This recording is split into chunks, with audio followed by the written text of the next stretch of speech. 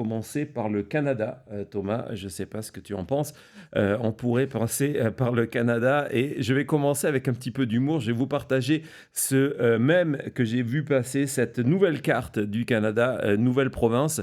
Donc, vous le savez, Donald Trump en permanence explique que le Canada est un 51e État et les Québécois, les Canadiens ont dit ben non, nous on va en fait faire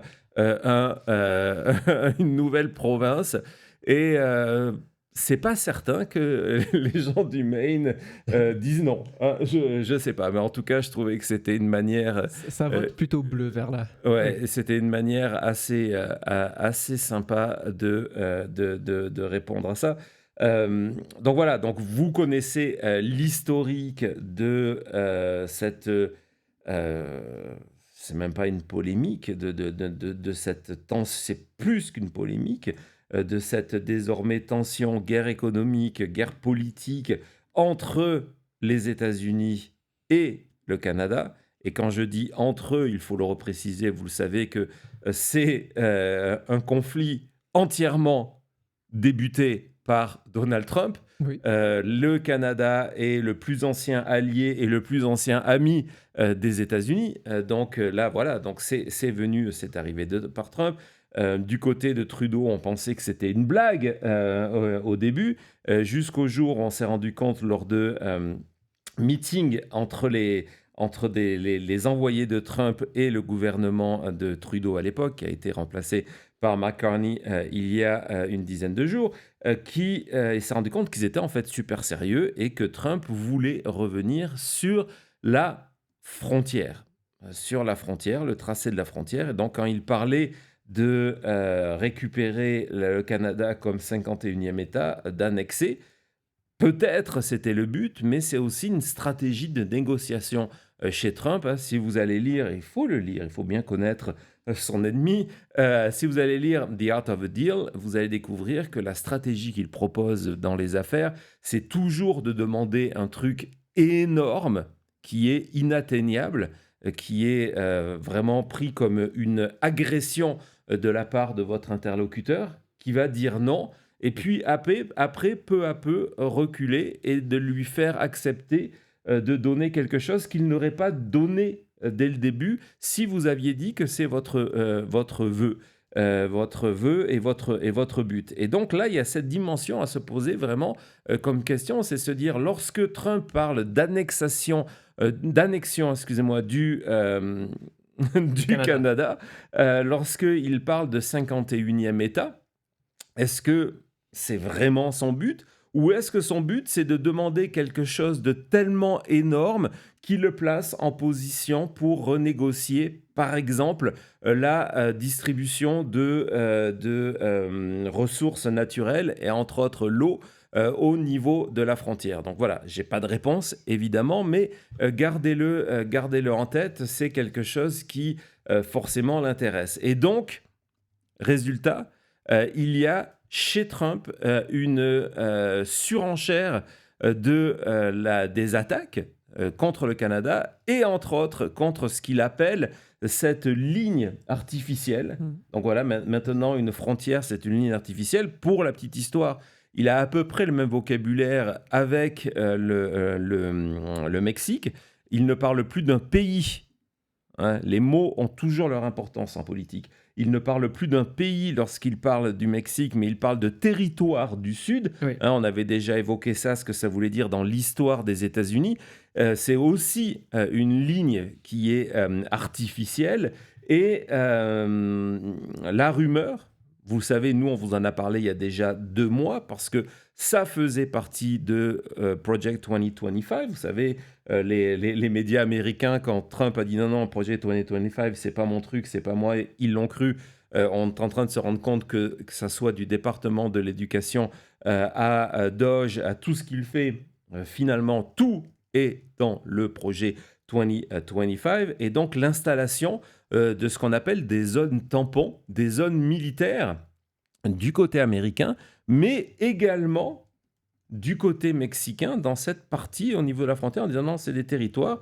Et pour la protection des États-Unis, on va s'installer au Mexique, que ce soit la protection des États-Unis, que ce soit l'immigration, que ce soit ça la drogue.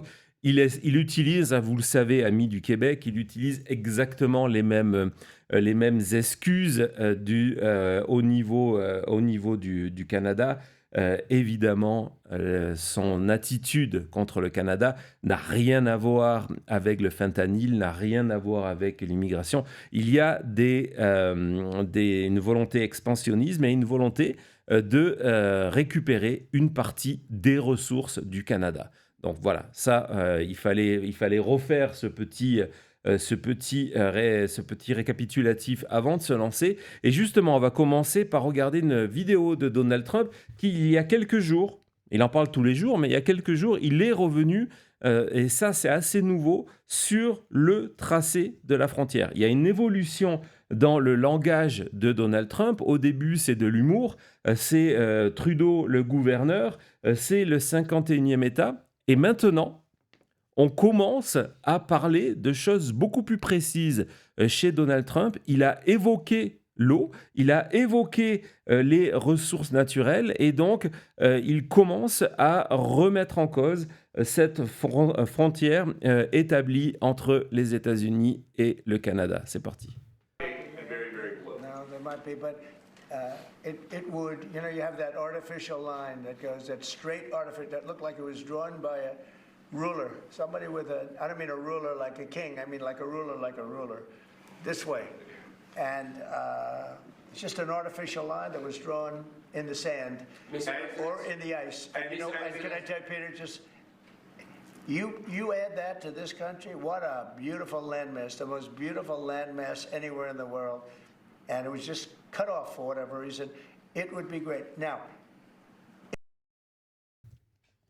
For whatever reason. Donc là, maintenant, on est en train de revenir sur l'histoire des États-Unis et du Canada en remettant en question la frontière et en sous-entendant que le Canada, à un moment, appartenait aux États-Unis en disant que ça a été cut off, hein, que ça a été coupé des États-Unis pour n'importe quelle raison, on ne sait pas parce qu'il n'y en a pas. Donc c'est Donald Trump. Donc ça fait partie d'un des aspects de sa rhétorique. Et désormais, il y a un autre aspect de sa rhétorique qui, moi, me trouble personnellement. C'est pour ça que j'ai voulu vous passer cet extrait. Il y en a eu plein ces derniers temps où désormais il attaque le Canada de manière extrêmement péjorative en expliquant que ce sont des tricheurs, que ce sont des pourris. Hein, il utilise le mot nasty désormais en parlant du Canada. Elle est le pire. Il a un vocabulaire d'ailleurs sur le Canada qui est pire que lorsqu'il parle des dictateurs de ce monde, lorsqu'il parle de la Russie. Hein, il n'a jamais dit la même chose sur la Russie. Tout à l'heure, on va parler justement de l'Ukraine. Et justement, si vous suivez cette émission et si vous suivez l'actualité, vous vous souvenez, il y a 2 semaines, la visite de Zelensky au bureau ovale, piégé entre J.D. Vance. On va revenir dans la semaine sur J.D. Vance, vous allez beaucoup aimer. Donc piégé par J.D. Vance et Donald Trump. Et une ou deux fois, dans les attaques de Trump, pas Vance, Trump contre Zelensky, il lui dit une ou deux fois que l'Ukraine n'a pas les cartes en main. Il utilise ce vocabulaire de dire il n'a pas les cartes en main, c'est moi le maître du jeu, vous n'avez pas le choix. D'accord ? Pour l'Ukraine, face à la Russie, vous n'avez pas le choix, vous n'avez pas les cartes en main. Et ce que je trouve extrêmement troublant, extrêmement dangereux, et c'est pour ça que je veux le mettre en avant aujourd'hui, c'est que cette rhétorique des cartes en main, du « vous n'avez pas le choix », Trump et ses nouveaux l'utilisent désormais contre le Canada. C'était jeudi ou vendredi je pense, dans le bureau ovale, et écoutez-le en fin de discours, en fin de cette logorée sans fin contre le Canada. il explique que les Canadiens, désormais, n'ont plus les cartes en main. C'est parti. And remember, with Canada, we don't need their cars, we don't need their lumber, we don't need their energy, we don't need anything from Canada, and yet it costs us $200 billion a year in subsidy to keep Canada afloat. So when I say they should be a state, I mean that. I really mean that, because we can't be expected to carry a country that is right next to us on our border. It would be a great state. It would be a cherished state. The taxes for Canadian citizens would go down in less than half. They don't spend money on military because they think we're going to protect them. There are many things that they do, like icebreakers. They want us to provide icebreakers for them. Oh, that's wonderful. So the Canada, they're very tough traders too. I want to just tell you, of all the people, they're tough traders. They trade very tough. And, you know, the expression I use is some people don't have the card. Donc voilà, donc désormais, Donald Trump, en parlant du Canada, utilise la même rhétorique lorsque il parle de la division, du partage de l'Ukraine entre la Russie et les États-Unis. Pour moi, c'est une escalade. Je ne sais pas ce que tu en penses, Thomas, dans cette idée, mais moi, cette phrase, elle m'a... Alors qu'il a dit des choses pires dans ses déclarations dans le bureau ovale, j'ai retenu cette phrase-là parce que c'est les mêmes mots contre l'Ukraine. Et il fait comme si les États-Unis n'avaient pas le choix parce que le Canada était un point mort, et que le Canada n'a pas de choix parce qu'ils n'ont rien, ils n'ont pas d'avantage, ils n'ont pas les cards, comme il dit. C'est ce côté-là qui est dangereux aussi. Oui, et en plus, quand on voit comment ça a évolué avec l'Ukraine, c'était il y a une semaine, il disait t'as pas les cartes en main, et une semaine plus tard, ou 10 jours plus tard, je me souviens plus exactement des dates, c'était ok, on va voir comment on va diviser ton pays avec Poutine. Donc c'est de commencer vraiment à attaquer les bases d'un pays et ensuite venir pour prendre les ressources. C'est la même stratégie. Ouais, non, Michel, je comprends la colère, et c'est une colère complètement légitime, et donc c'est une colère qui se traduit, et ça c'est formidable, en action au niveau du Canada, des Canadiens, du Québec, des Québécois. L'action, c'est à la fois les citoyens, on va le voir après, mais c'est aussi forcément, et pas simplement parce que depuis aujourd'hui, on est rentré officiellement en période de campagne électorale avec des élections dans 36 jours. Évidemment, on va vous suivre ça. On va préparer une émission spéciale avec notre ami Jean-Marc Léger, parce que là, voilà, en 36 jours, le Canada vote. Donc, on va vous faire ça. La démocratie est en jeu, au-delà des partis, des luttes de partis habituelles. C'est la démocratie et la défense face aux États-Unis. C'est complètement choquant de le dire comme ça, mais aujourd'hui, un des enjeux essentiels de l'élection à venir au Canada, c'est la survie face aux États-Unis. Pays amis, pays voisins. C'est quelque chose qui était complètement... qu'on ne pouvait même pas envisager, qu'on ne pouvait même pas penser, parce que c'est justement un des thèmes de campagne que Trump n'a jamais abordé. Exactement. C'est intéressant d'ailleurs de voir que, alors qu'il était prêt, ça n'a pas été décidé entre le 5 novembre et le 20 janvier. D'ailleurs, il a commencé à en parler avant d'arriver à la Maison-Blanche, mais il n'a jamais évoqué, jamais sous-entendu ce point-là pendant la campagne, peut-être parce qu'il avait peur que ça fasse basculer certains États frontaliers, certains États clés, d'un côté comme de l'autre, par exemple au niveau du Michigan, etc., etc. Donc peut-être c'était sa crainte, il n'en a pas parlé. C'est arrivé après. Et donc, résultat, ça veut dire qu'au-delà des citoyens, au-delà des vaguelettes, il faut aussi une réponse politique.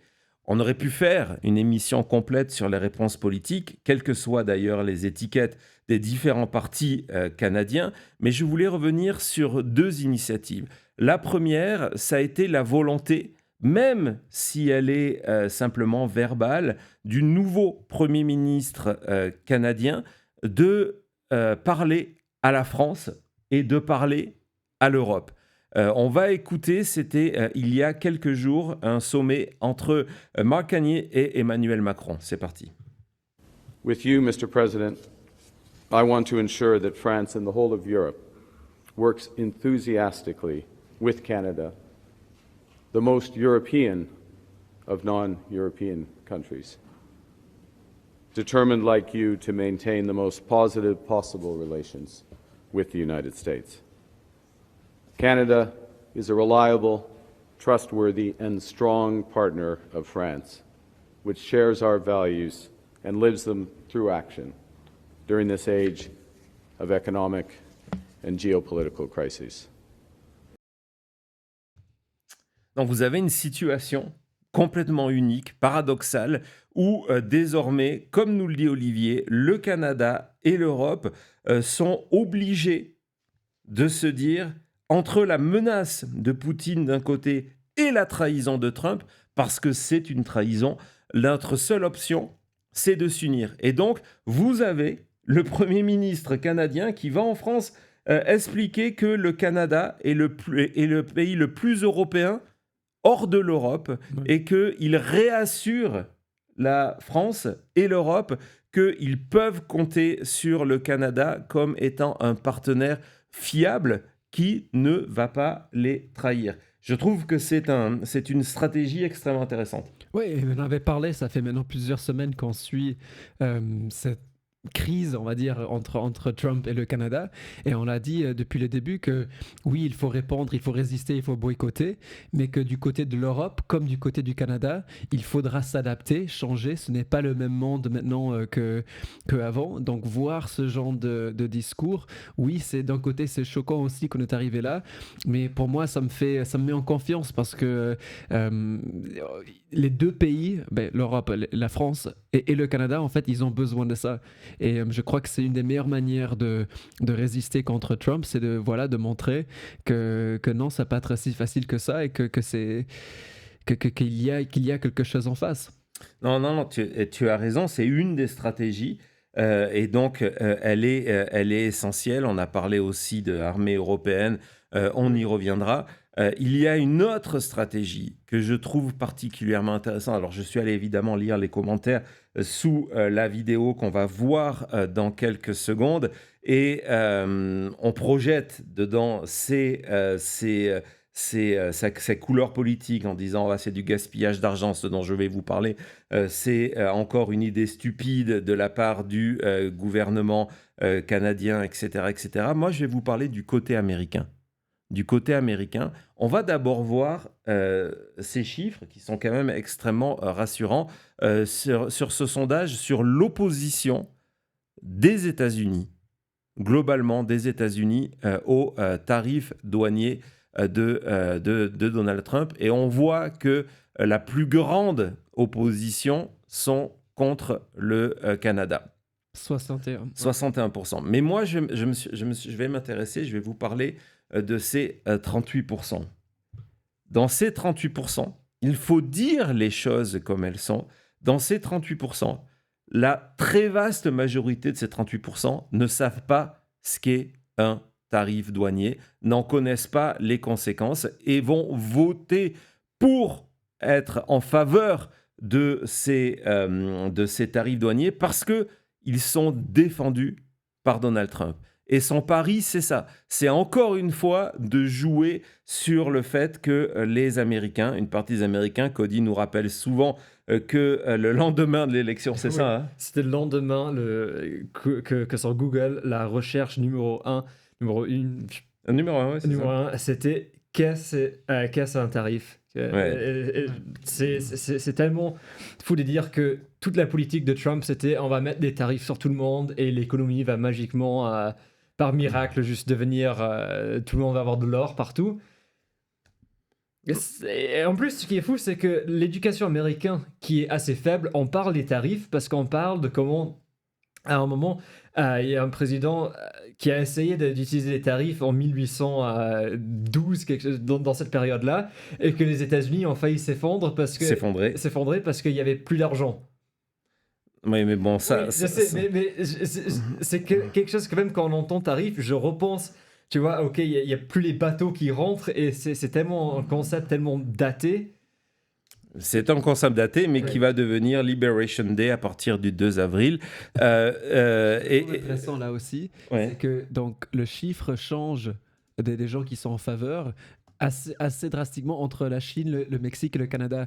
Et où Trump a réussi avec sa base aussi, c'est de, pour l'instant, trouver une manière d'expliquer que le tarif, c'est quelque chose qu'on impose contre nos ennemis, contre les gens que... Ouais, que c'est une punition. Une punition. C'est une punition. Et donc, on voit que même du côté républicain, on dirait que voilà, le Canada n'était jamais le grand méchant comme on aurait pu faire des Mexicains, de la Chine et tout ça. Oui, Donc, d'avoir que 38% comparé aux 55 et 43% du Mexique, on voit qu'il y a une différence en perception même du pays du Canada. mais c'est pour ça qu'il a essayé avec le truc de il y a trop de fentanyl qui rentre par le Canada, c'était pour essayer de mettre cette couche parce que ça fait depuis 2015 qu'il nous met cette idée que le Mexique c'est que des violeurs, des criminels et tout ça qui entrent par la frontière.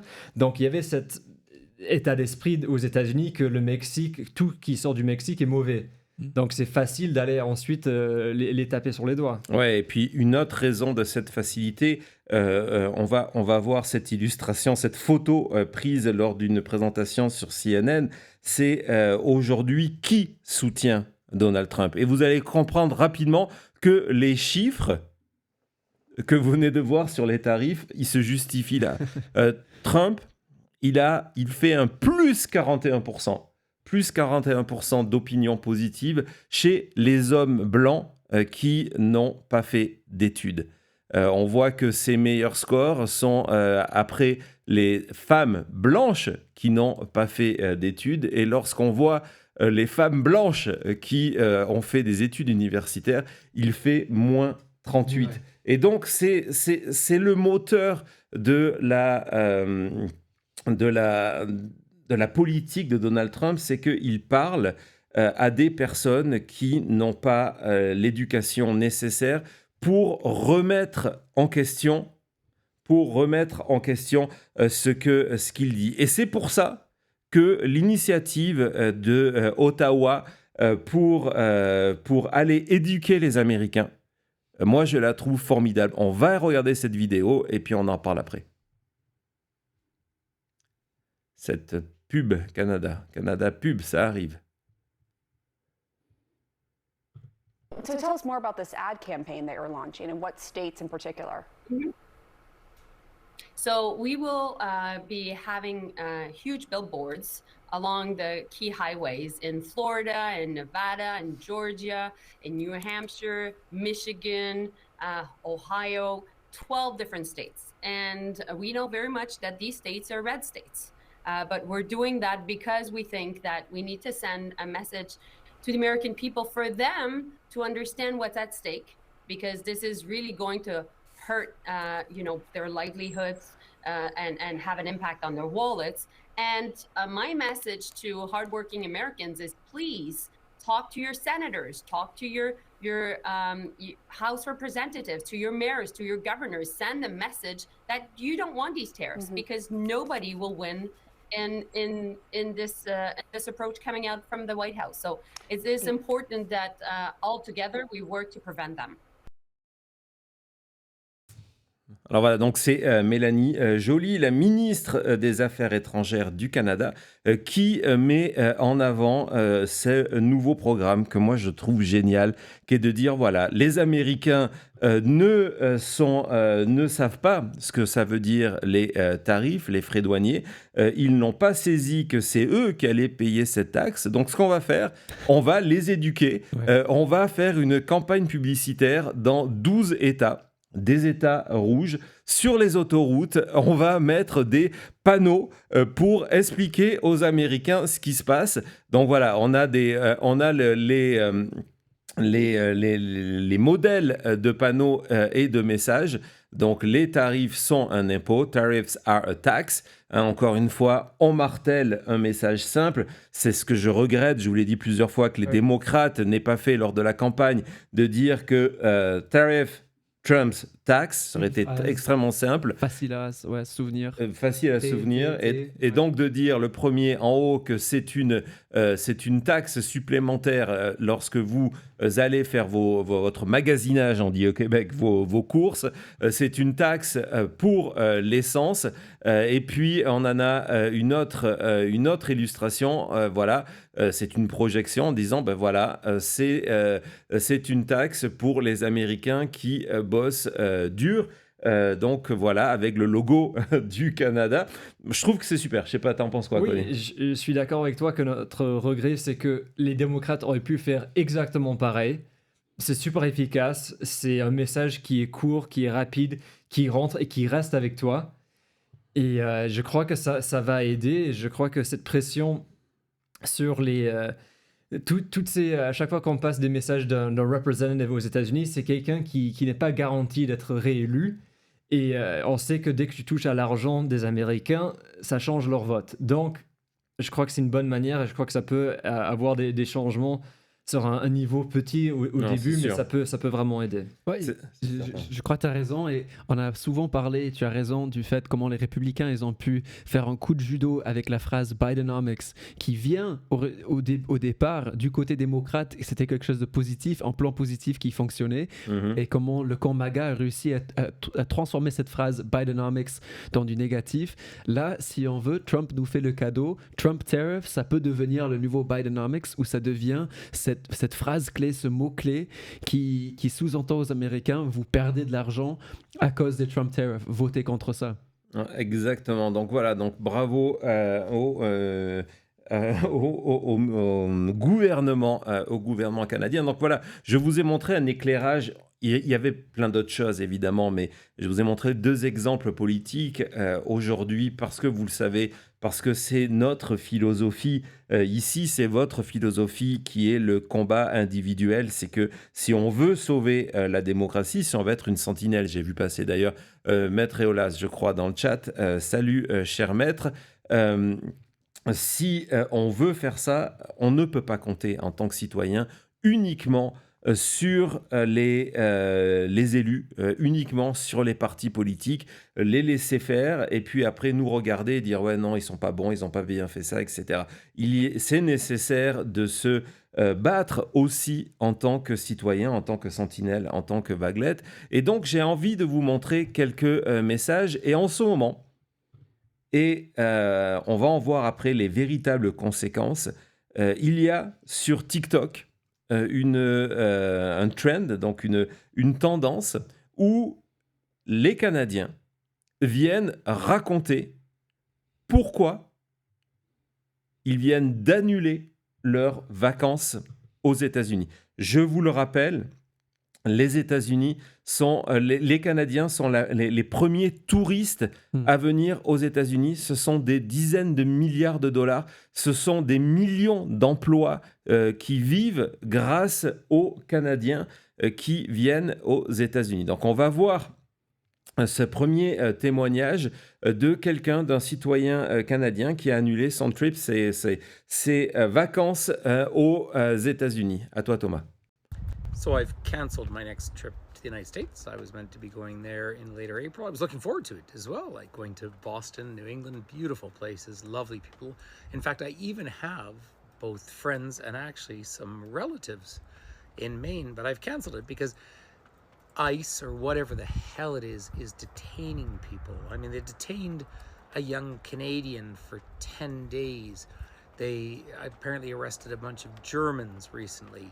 They're going through people's phones. Like, this is meant to be the United States is meant to be the beacon of democracy and freedom and so forth.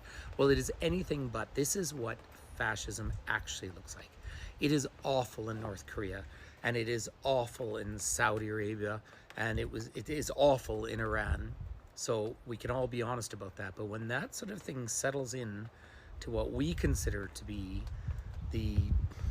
I don't know, the free world, that is the erosion of any value that we actually stand for.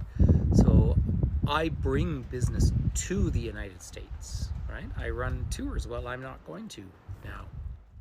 Donc voilà, c'est un témoignage parmi tant d'autres. Lui met en avant le fait, on en parlait tout à l'heure et on va y revenir en détail cette semaine, le danger désormais, le danger que ça représente de venir aux États-Unis et de peut-être se retrouver détenu par ICE, par les services de l'immigration aux États-Unis, qui ont en gros tout pouvoir. Et donc voilà, en fin de témoignage, je ne vous l'ai pas montré, il explique que du coup il va aller en Europe. Il va aller en Europe en vacances. Hein. C'est une autre manière d'exprimer de la solidarité. Voilà, c'est ce que nous dit Ziggy Pop. Venez en France les Canadiens, c'est sympa aussi, c'est très sympa, non, vous pouvez y aller. Donc, résultat, les Canadiens refusent de venir aux États-Unis et il commence à y avoir des conséquences économiques extrêmement importantes. On va parler dans quelques secondes, je vais vous montrer cette vidéo du Maine. Donc le Maine, c'est un État limitrophe avec le Canada. C'est une destination privilégiée des Québécois. C'est environ entre 250 et 300 kilomètres de Montréal. Hein. Donc c'est cette nouvelle province canadienne. Et le Maine a deux activités. Et les deux sont plus ou moins liées. Un, c'est la pêche au homard. Et deux, c'est le tourisme. Et le tourisme, c'est le tourisme canadien. Et vous allez voir les conséquences des déclarations de Donald Trump et combien le boycott canadien est efficace. C'est parti. And more breaking news as the trade war between the U.S. and Canada shows no signs of letting up. Two government sources say new Canadian Prime Minister Mark Carney is expected to ask to dissolve Parliament this Sunday and call for federal elections on April 28th. Now, earlier this month, Carney was elected leader of the country's Liberal Party and took over as Prime Minister when Justin Trudeau stepped down after low poll numbers and a cabinet revolt. That has not stopped President Trump from attacking Trudeau. This is what he said last night. One of the nastiest countries to deal with is Canada. The people that, now this was Trudeau, the people that good old Justin, I call him Governor Trudeau, his people were nasty. President Trump last night. Now, earlier this month, before stepping down, Trudeau said this at a press conference. Canadians are hurt. Canadians are angry. We're going to choose to not go on vacation in Florida or Old Orchard Beach or wherever. And that's happening. Our Randy Kay went to Maine's Old Orchard Beach, and this is her report. This has been a family business for 50 years. You got to take into the fact how the Canadians perceive this, and they are incredibly pissed off. We met Sterling Morse in Old Orchard Beach, Maine. He owns the Point of View Inn, which is only about 150 miles from the Canadian border. We have been here. He says the majority of his regular customers are French Canadians. Very traditional people, families that take the same room, the same dates every year. Not this year. Sterling says most of his Canadian customers have canceled, fed up with President Donald Trump's antagonistic rhetoric toward Canada. There's the threat of tariffs, too, and lately Trump has suggested redrawing the border between the two countries. It's affecting at least 90% of my business. Are you saying you've had 90% of your business canceled this year? Easily. Point of View in? During our visit, yet another Canadian called to cancel. Listen, monsieur, you don't need to explain anymore. This is every registration card from last year. This is the Canadian. That's my American. This just went away. That's all you got now. That doesn't pay the bills. Does not. Best of my ability. Voilà. Je vais vous traduire les moments clés parce que c'est vraiment important. D'abord, il y a eu les déclarations de Donald Trump qui continuent à insulter le Canada, les Canadiens en les traitant de gens pourris, nasty, méchants. Et puis après la déclaration de Trudeau au moment de son départ du rôle de Premier ministre, en expliquant que du coup, les Canadiens n'allaient plus partir en vacances aux États-Unis, c'est un véritable poids. Et il cite la Floride, et puis il cite ces plages de ces villes du Maine. Et donc là, reportage de CNN sur place, comme le disait Thomas lorsqu'on regardait avec vous, en expliquant que ça fait que 2 mois que Trump est là. Et là, on se rend compte que ces villes sont tributaires des Québécois. Les French Canadians, ce sont les Québécois. Ouais. Et que les annulations sont massives. 90% du chiffre d'affaires de ce propriétaire d'un hôtel, de bed and breakfast, sont canadiens.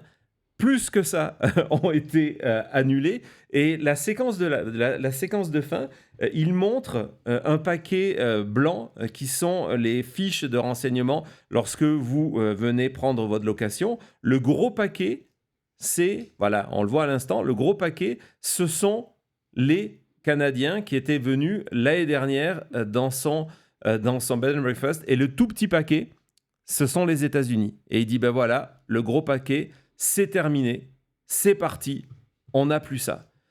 Et donc, je voulais vous montrer ça parce que c'est un exemple concret de la résistance du Canada contre les États-Unis. C'est l'efficacité de boycott. On va parler de boycott dans quelques minutes. Donc, c'est vraiment quelque chose qui marche. Ben voilà, Yves qui nous dit qu'il voulait aller pêcher dans le même. Ben, c'est une bonne idée d'ailleurs, de tous nos amis québécois dans le chat.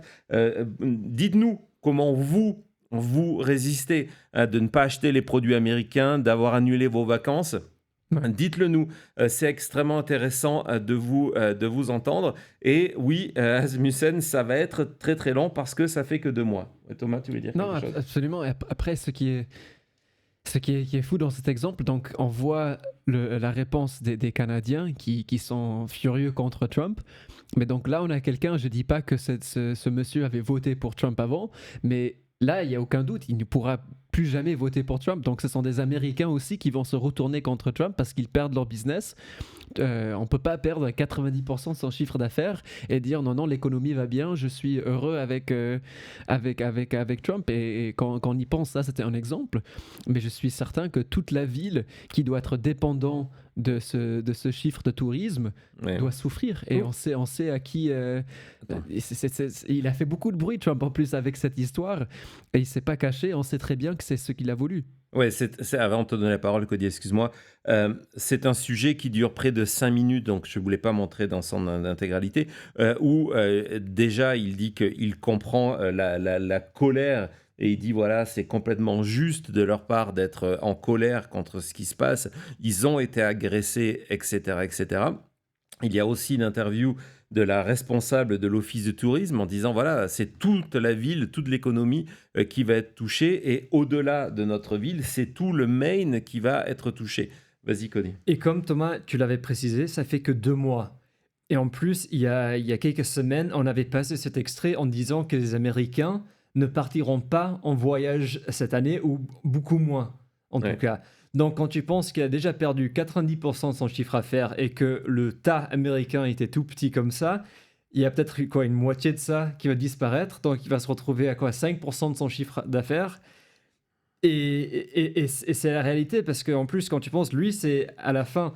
Donc, il y a tous les produits qu'il achète qu'il ne va plus acheter, donc tous les fermiers, les gens qui l'emploient et tout ça. Donc, c'est vraiment notre économie qui va être impactée. Exactement. D'ailleurs, c'est intéressant là de voir continuer le chat, la plupart des messages de personnes qui n'ont plus rien acheté d'américain depuis 2 mois. C'est un véritable impact. Et en fin de ce reportage de 5 minutes, le propriétaire de ce bed and breakfast, en fait, il s'interroge sur l'avenir en se disant bon, cette année, je vais tenir le coup parce que l'année dernière, ça a bien marché. Donc, je vais utiliser l'argent que j'ai mis de côté. Mais ça veut dire quoi pour l'année prochaine? Ça veut dire quoi pour les années suivantes? Est-ce qu'il faut que je vende mon bien? Parce que la seule raison pour laquelle on a ce bien depuis 50 ans dans la famille, c'est pour recevoir des Québécois et ce n'est plus le cas. Donc, C'est intéressant à suivre tout ça.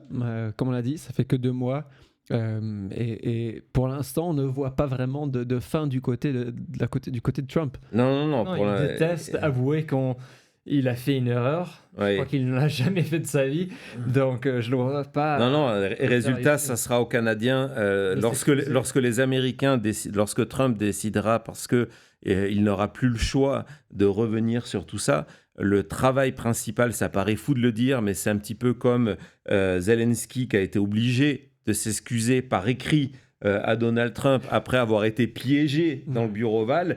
Le gouvernement canadien sera obligé d'offrir à Trump des portes de sortie pour qu'il ne perde pas la face. Ça va être nécessaire. Je voulais conclure parce que j'ai trouvé que c'était excellent cette partie sur le Canada, et parce que je sais, je le vois passer, vous avez l'emoji de notre ami David Le Castor. Alors là, c'est le moment à 100% de le sortir. C'est un tweet qui est passé, un compte pro-Trump. Je ne sais pas si c'est un vrai compte, donc on va voir ce Goliath, Thomas, le 1, ça arrive.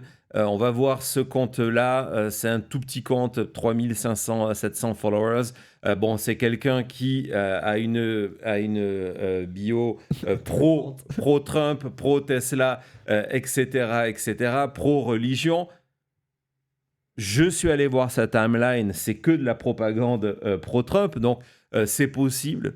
Mais donc, ce monsieur-là qui a rejoint Twitter le 22 en avril 2022, bientôt bon anniversaire à lui, parce que il a posté ce message en disant que, bien sûr, ça aussi, c'est la manière dont Trump essaye de changer la responsabilité, en disant, voilà, si le Canada nous avait traités de manière honnête, ça ne serait pas passé. Et puis, la menace, accrochez-vous le Canada, vous êtes en train de vous attaquer à Goliath.